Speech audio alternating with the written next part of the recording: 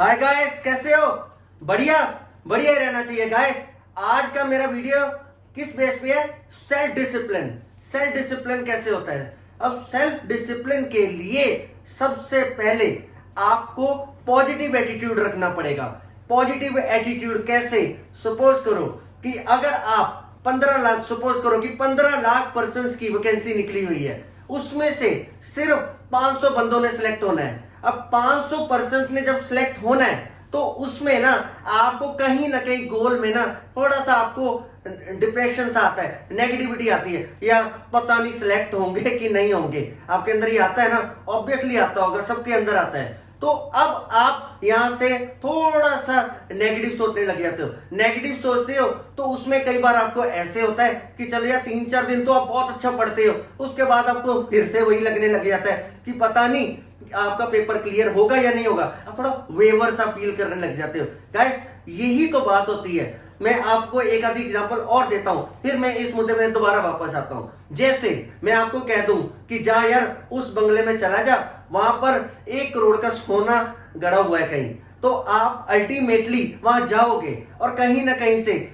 आपको चाहे कुछ भी खोदना पड़ जाए, कुछ भी डग आउट करना पड़ जाए, आपको यह पता होगा कि 1 करोड़ का सोना वहां पर गड़ा हुआ है, तो आप उस चीज में 100% अपना लगाओगे। 100% लगाओगे क्योंकि आपको कंफर्म है कि वहां पर इतना गोल्ड पड़ा हुआ है ना। तो आपका गोल क्लियर है वहां पर कि वहां पर इतना गोल्ड पड़ा है और मैं जाऊंगा और खोदूंगा, कहीं ना कहीं से ढूंढ ढूंढ के मैं उस चीज को निकाल डालूंगा। अब यहां पर क्या था कि आपको वो आपका मेंटल क्या बोल रहा है उस वक्त, आपको पता है कि आपको वहां पर गोल्ड मिल जाना है ना। अब मैं इसी चीज में दूसरी जगह पे आ जाता हूं कि अगर मैं आपको ये कहता हूं कि यार उस घर में भी गोल्ड पड़ा है, तू जाके एक बार खोद के देख वहां पर, तो अब वहां आप जा तो रहे हो, वहां पर चले भी गए हो।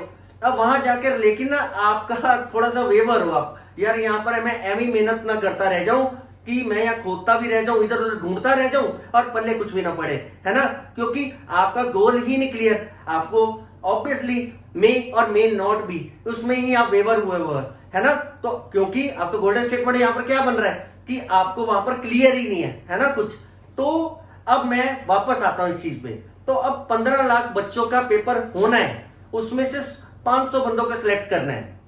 अब आपको यहां पर थोड़ा सा वेवर हुआ है कि पता नहीं पेपर क्लियर होना है या नहीं होना, है ना। आप इस चीज में अपना मन नहीं लगा पाते उस चीज में।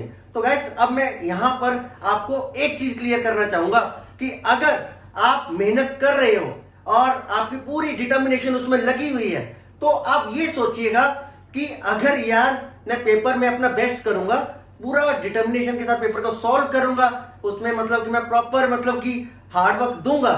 अगर यार नहीं भी हुआ कोई बात नहीं, तो मैं इतना तो इंटेलिजेंट हो ही जाऊंगा ना, किसी और को टीच कर सकता हूं, है ना। और सोर्सेस ऑफ इनकम क्रिएट हो जाएंगे। अगर आप ये सोच के चलोगे ना तो आपकी डिटर्मिनेशन बढ़ेगी, विल पावर बढ़ेगी, तो आप उस पेपर को क्लैश तो कर ही जाओगे, क्योंकि 90% आपका ब्रेन आपका साथ दे रहा है और आप उस चीज में लग गए हो कि हाँ यार ये नहीं तो वो सही, है ना। आपके अंदर एक कुछ ऑप्शन और क्रिएट हो गए। जब आप अपने माइंड में ना कुछ ऑप्शंस और क्रिएट करके चलते हो तो आप और निरंतर हो जाते हो। आपका डिसिप्लिन लेवल मतलब कि 100% पे पहुंच जाता है। क्यों? क्योंकि आपको पता है ये नहीं तो वो सही, है ना।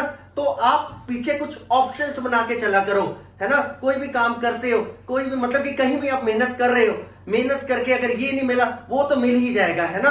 तो सेल्फ डिसिप्लिन कैसे बनता है? अगर आप पीछे कुछ ऑल्टरनेट्स भी लेकर चलोगे, और ऐसे ही आपको सक्सेस मिलेगा।